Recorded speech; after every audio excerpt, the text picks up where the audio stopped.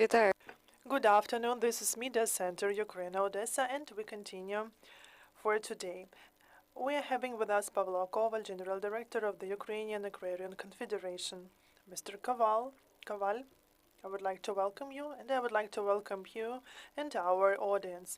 Can you please share details about the start of the sowing campaign? What problems do farmers, what challenges there are for farmers? And this is a very important topic, and not only for Ukraine. Sowing campaign started around 2 weeks ago, and for some regions even earlier, like in Odessa, Mykolaiv regions, the liberated part of Kherson Oblast, the north of Zaporizhia Oblast. We call this sowing campaign, the spring sowing campaign 2.0, because this is the second sowing campaign during the war under the martial law. We can say that all oblasts of Ukraine have started the sowing campaign. Some is dealing with irrigation, some others are dealing with winter crops.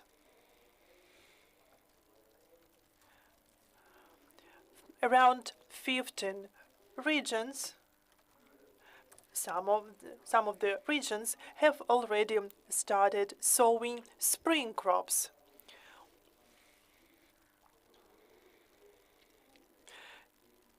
You know, they say that it is very important to work hardly with the spring sowing campaign, because every day we are able to see the several hundred yards of the areas with the spring crops, which is spring wheat, barley, peas, oat,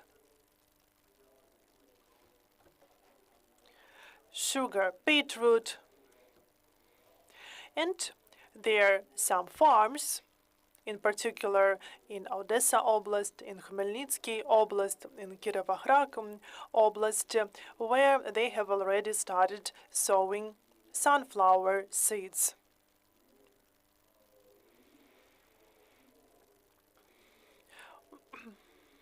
We understand that the conditions of 2022-2023 will affect the structure of the areas, of cultivated areas all over Ukraine. And we believe that we can expect the increased number of rape, soybean, sunflower, that require less expenses. But other crops, like grain crops, will be limited when it comes to the whole cultivated area of Ukraine, where we can perform the full complex of spring work.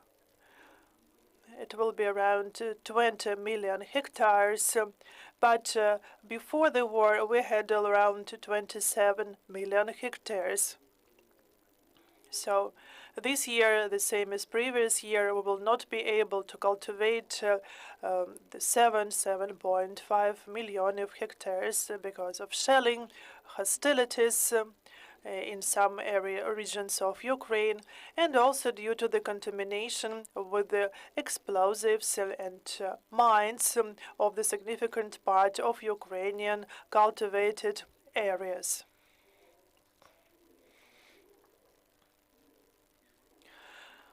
This is briefly about opportunities that we have in this sowing campaign. What are the prospects for the future harvest? Should we expect a shortage of some products?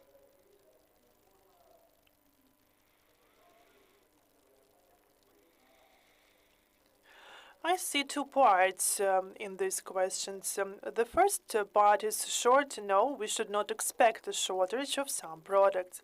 But if you want to have more details, I can say that by the assessment of experts and of our partners of the ministries, we expect 45 million tons of grain crops. This will be a bit less than last year and significantly less than in the record 2021. But these volumes are enough to guarantee product safety of Ukraine and also to ensure significant export potential of Ukraine. Over the last 15-20 years, Ukrainian has been a stable export supplier for international markets.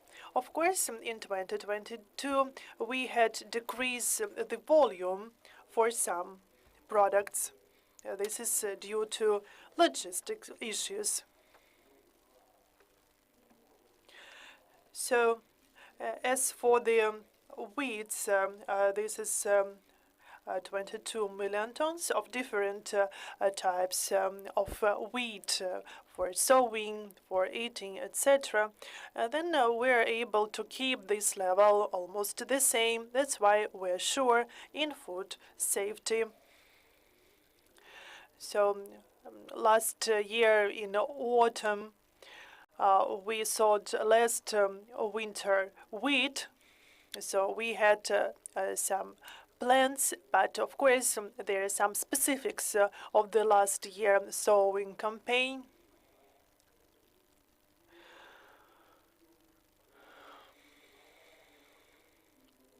And if we have like 4 million of winter wheat that survived, then it is more than enough.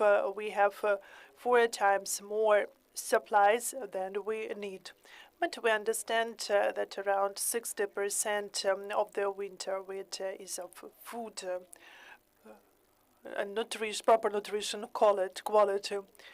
But if we have 8-9 million winter wheat, we will be able to ensure 3-year stocks. And still, the remainings of other crops like barley, wheat from last years. So we should think about increasing our export and should not be worried about any shortage. I would like to calm down everyone now. And I would also like to address our foreign partners from Europe and especially the markets of North Africa, Middle East, where Ukraine is a traditional wheat supplier. In 2020, we lost part of the market in Indonesia because of the difficult logistics now. We were able to supply more than 2 million, which is 1/4 of the usual amount.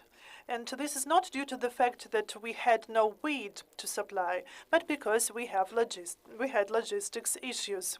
That's great that we have those so-called grain corridors from Odessa ports, but there are commissions who examine those vessels which block the passage of ships, which is less than 3 ships per day, although they are able to ensure passage of around 7 vessels. So we can see that the vessels with important cargo for the whole world are blocked there. We continue supplying food products to Libya, Jordan, Bangladesh, those countries who are in need of our wheat. We were able to meet all our liabilities, and in some cases we were able to increase the amount of supplied products thanks to the initiative of the President of Ukraine and the UN. We are not afraid of the misinformation of the aggressor country who says that we resell the products to European countries to avoid the grain corridors, but they just try to sabotage the activities and operations of the grain corridors. But we will hope that we will be able to continue this work. Thank you very much. Can you share the details of the support from the government and international partners?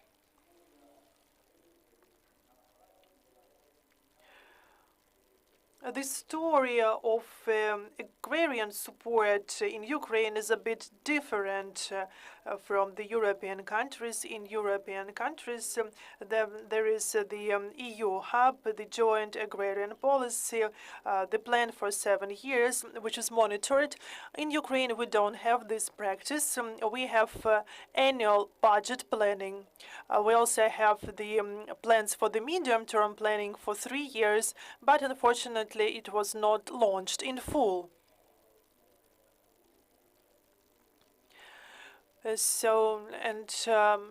Now there is more of manual management, but it is quite efficient when it comes to the war. In 2022, there were several programs with the support provided per hectare for specific crop culture, and also support for domestic animals, for cattle. But FAO, the World Bank, the EBRD, and other projects, including American, who supported us, we were able to launch other agrarian programs. For example, to expand the greenhouses, vineyards, and orchards. We were also able to buy fridges for grapes, for berries, and for further processing for juices and wine. And the other areas were also supported with grants. And we can say that there is some trend now for expanding orchards and long-term cultivated areas.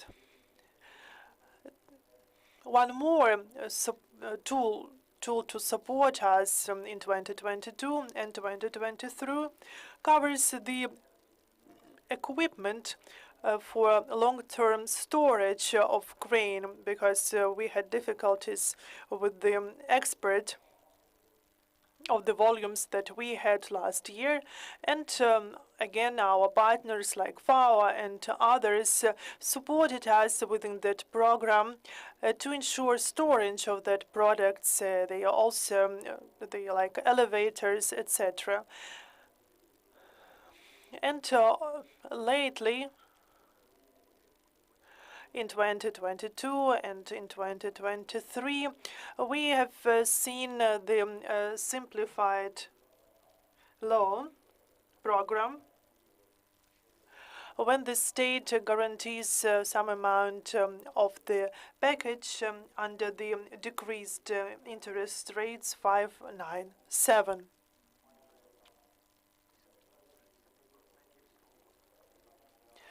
From 55 to 60% of that package were spent for agrarian. This is a very important tool to ensure accessibility of financial resources.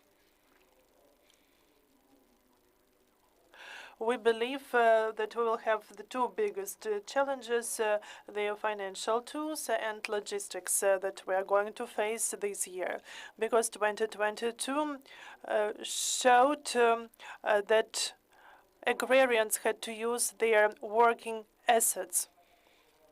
Because we had to use our stocks for sowing campaign. We were not able to sell our products last year. And the spring campaign, here we also have to use our own stocks for spring crops, etc. But our stocks are limited, and we need to support our operative system. due to the specifics of agrarian production. Winter crops shall be paid in advance during 300 days. So we can sow in autumn, but we will be able to sell these products only in summer. So it takes around 300 days. And during this period, we need to get loans for this. And if there are no conditions to make the financial resources accessible for agrarians, we will not be able to survive. That's why we call this sowing campaign a spring sowing campaign 2.0. And it will be difficult for us to survive yet another sowing campaign under the same conditions. So there are no specific calculations and balance sheets for 2022, but we understand that this statistic is not that positive over the last, if compared to the periods over the last 20 years, because our activities were unprofitable. Before that, agrarian industry was one of the most efficient. We were among 3 leaders, like developing companies and some other areas. But last year was very difficult for us.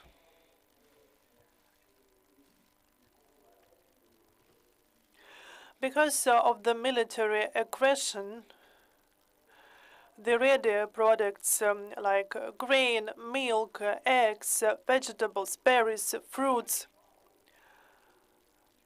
have seen the decreased prices at the domestic market, while the prices for material resources have soared.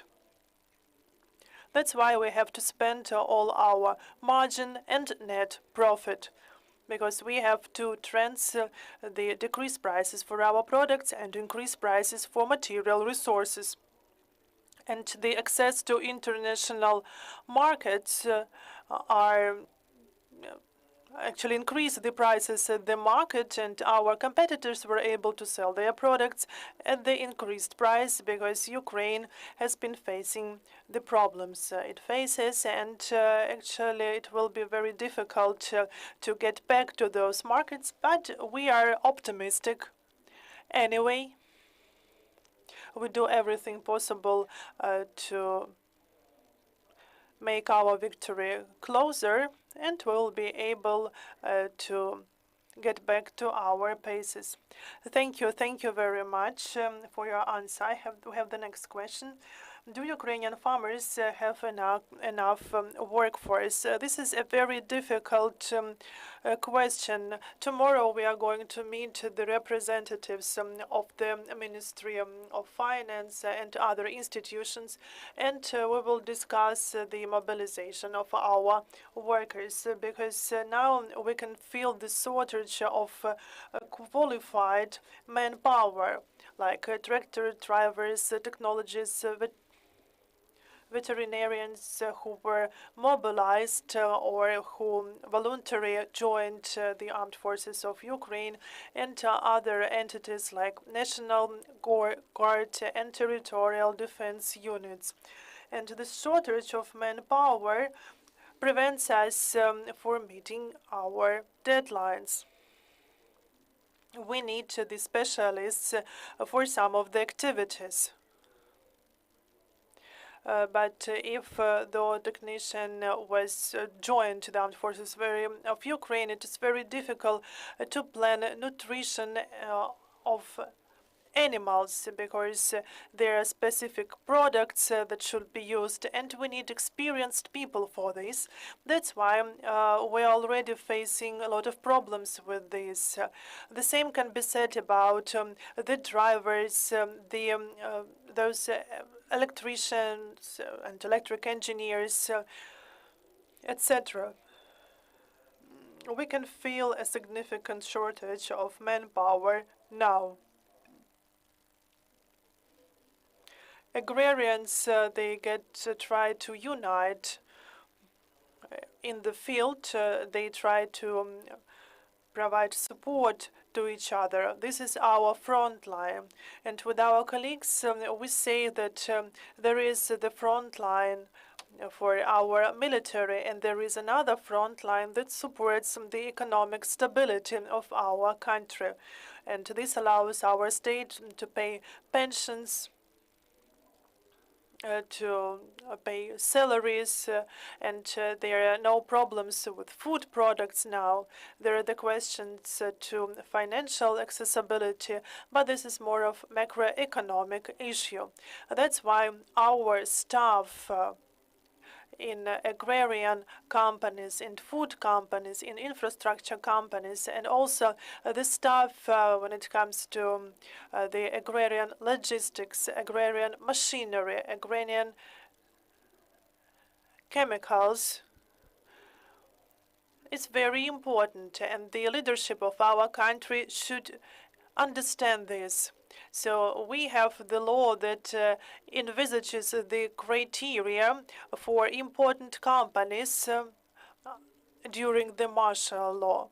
And it is allowed to reserve 50% of staff. And this is a good and correct decision, because we need not only to win, but we have to preserve our economy. But we need to respond quickly to critical issue. We cannot stop the bread-making factories, and we could not stop sowing campaign, because we will have no food. That's why we need to solve this issue in complex. We monitor the situation, and our management controls the situation, because we understand this, and also the management of the general staff and the Ministry of Defense understands the importance of this issue. This question is under control now. So we are able to continue our work, but we face more challenges every month. Thank you. We have a question from a journalist watching our online broadcast. You've mentioned that competitors increased prices abroad. Who are these competitors? Not the competitors increased prices, but the situation at external markets increased prices. So at some markets, this is also the Russian Federation, but we understand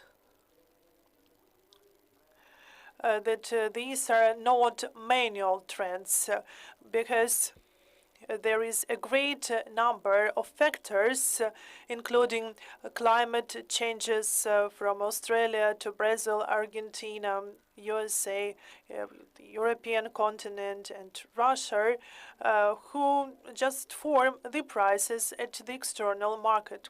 Before the war, in peaceful times, Ukraine and Russia formed around 30% of the world export of wheat. And this is quite a significant number. The Black Sea wheat and also Romania with its wheat accounted for 30% of the world export. Since 24th of February to August last year, Ukraine could not export its products because there were no corridors. There were sanctions against the Russian Federation. That's why there was no Black Sea wheat at international markets. And that accounted for significant soar of prices. In 15 days after the start of the full-scale invasion, Pakistan, Bangladesh bought wheat for 530 tons per ton against 210, 230 per ton before that. So we can see a significant increase of prices. This actually proves that we are an important player at the international market. And if we are not able to ship our products, a range of countries will not be able to survive. The prices have increased because of the situation in Ukraine, and we couldn't ship our products at some period of time. And I think that we can also find the Russian products who get there through Kazakhstan and other countries. And we know that Russian military, they are not servicemen actually. They are looters, they are thefts. And we actually saw how they stole our household equipment. And also they stole our products. And they sent them through Crimean ports, etc. But the situation is fully monitored by international organizations, so they know well what vessels transported that products under flag of what countries, and the international courts will deal with that right after our victory. And we expect positive decision of the courts. We have the question from our colleague here. Good afternoon, Anatoly Kosin, Media Center, Ukraine, Odessa. I have a question to your last remark. Do you have any calculations as for how much wheat or other agrarian products have been stolen by the Russian Federation? And the same question is about the equipment. This is a very difficult question, and I believe that no one has precise numbers. Look at the map of the Luhansk Oblast, and it is almost fully occupied. There are hostilities now only near Bilohorovka. And the enemy has occupied the whole oblast, and I know that there are some agrarian activities there. It is difficult to say whether these agrarians are now with Russian passports, were they forced to pay taxes to the Russian Federation. It is difficult to say whether they were forced actually to give their products to the Russian Federation. We don't know, and what are the volumes of their equipment that have been looted. And the same can be told about Zaporizhzhia Oblast, which is mostly occupied. The same is about Kherson Oblast. We know about separate cases about destroyed, stolen elevators or warehouses, but these products were recorded only during the export, and because farmers they not always even weigh their products during harvesting. That's why we will never know the precise number of stolen products. And you remember those cases when our machinery was stolen and GPS navigators were able to find them in different parts of Russia. A lot has been destroyed, and we try to assess it. But the state should also improve these procedures when it comes to applications about the destroyed assets, inventory, the initiation of investigations. There is the procedure for this, but now it is very difficult to fulfill it. And I'm not sure they are the farmers who know what steps they should take if they suffered from the war. And actually, we know that there is shelling, there is bombardment. That's why all farmers are affected by the war.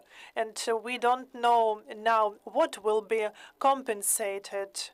There are no clear guidelines and instructions of what shall be done in this situation. But we need to create commissions. We need to apply to courts, and